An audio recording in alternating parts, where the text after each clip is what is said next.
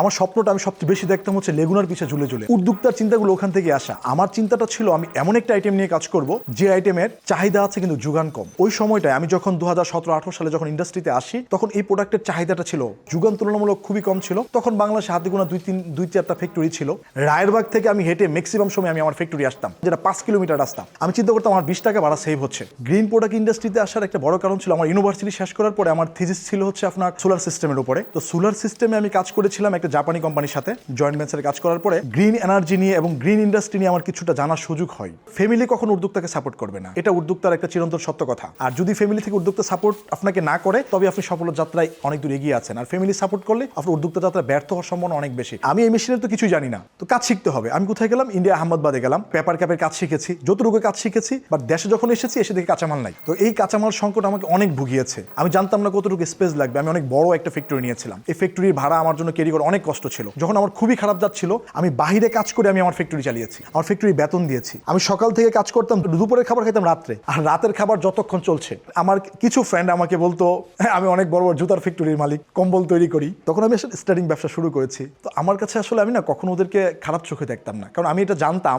বন্ধুদের কালচারই এটা। কারণ আমি জানতাম আমি কি করছি। আমি প্রথম ফান্ডটা ক্রিয়েট করেছিলাম, আমি যখন কাজ করতাম এই কাজের একটা অংশ আমি জমাতাম। দ্বিতীয়ত আমি ইউনিভার্সিটির ফাইনাল ইয়ারে আমি আমার মাকে বলেছিলাম যে আমার ইউনিভার্সিটি, যেহেতু আমি প্রাইভেট ইউনিভার্সিটি পড়ালেখা করেছি, যে আমাকে 2-3 সেমিস্টারের টাকা তোমরা একসাথে দিয়ে দাও। আমাকে ফান্ড দিয়েছে কিন্তু বিজনেস করার জন্য ফান্ড দেয় নাই, আমাকে ফান্ড দিয়েছে ইউনিভার্সিটির টিউশন ফি দিয়েছে। আমি টিউশন ফিটাকে ফান্ড হিসেবে ব্যবহার করেছি। এখনো আমি উদ্যোক্তাদেরকে বলি, যেহেতু একদম আমি উদ্যোক্তা মেন্টর হিসেবে কাজ করছি, যে এমন প্রোডাক্ট নিয়ে কাজ করতে হবে যেই প্রোডাক্টের যোগান আছে, মার্কেটের চাহিদা কম। বাট আমি তখনই আজ থেকে 7 ইয়ার্স আগে আমি এটা ডিসাইড করেছিলাম যে এই প্রোডাক্টের যোগান আছে, এটার ফিউচার ভালো, আমি গ্রিন ইন্ডাস্ট্রি নিয়ে কাজ করছি, আমার স্বপ্ন পূরণ হচ্ছে, এটা চাহিদা বাজারে আছে। ওই স্টাডি থেকে এটা হুট করে আসা না। আমাকে সবচেয়ে বেশি যে মোটিভেট করেছিল, উনি একটা সময় আমাকে কল দিয়ে বলছে যে আমার মনে হচ্ছে তুমি আমার গুরু। তো আমি বলেছিলাম যে ভাই আমি এই সময়টা শোনার জন্য 5 বছর অপেক্ষা করেছি এবং এই ইন্ডাস্ট্রিতে কাজ করেছি।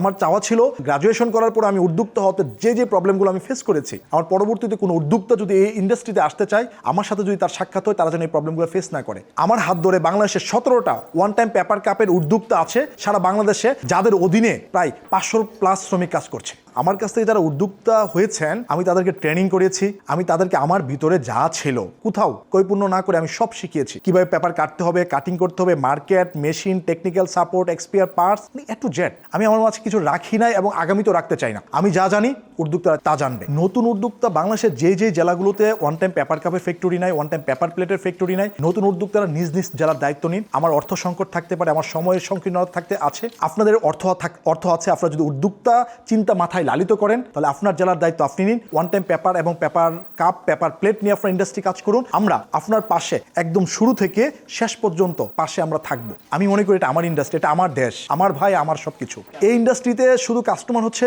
ওয়ান টাইম পেপার কাপ ব্যবহার করছে হোটেল, এবং এটা দিন দিন বিপ্লব হচ্ছে। আমাদের এক উদ্যোক্তা প্রোডাকশন করার পর উনি বলছে যে আসলে ভাই আপনার ডেলিভারি ডেট ছিল 2 দিন পিছিয়ে গেছে, আমরা মালটা নিব না। ওখানে আমাদের এই শুরু থেকে, যেটাকে মরার উপরে খাড়ার গা বলে, যে ওই সময় আমাদের প্রায় 80-90 হাজার টাকার মতো একটা লস হয়ে যায়। তবু আসলে কামব্যাক করি না, ওখানে শিখছি। আপনার লস মানে শিক্ষা, যেখানে লস হবে সেখানে শিখবেন। ওয়ান টাইমের প্লাস্টিকের যে কাপটা আছে আপনার গ্রাম অঞ্চলে ঢুকে গিয়েছে, এর একটা বিপরীত প্ল্যাটফর্ম হিসাবে আমি ওয়ান টাইম পেপার কাপকে সারা বাংলাদেশে প্রত্যেকটা জেলায়, প্রত্যেকটা ফ্যাক্টরি, প্রত্যেকটা উদ্যোক্তা তার নিজ নিজ জেলায় প্লাস্টিকের কাপের বিরুদ্ধে কাজ করুক, তার নিজের জেলাকে নিজে প্রমোট করুক।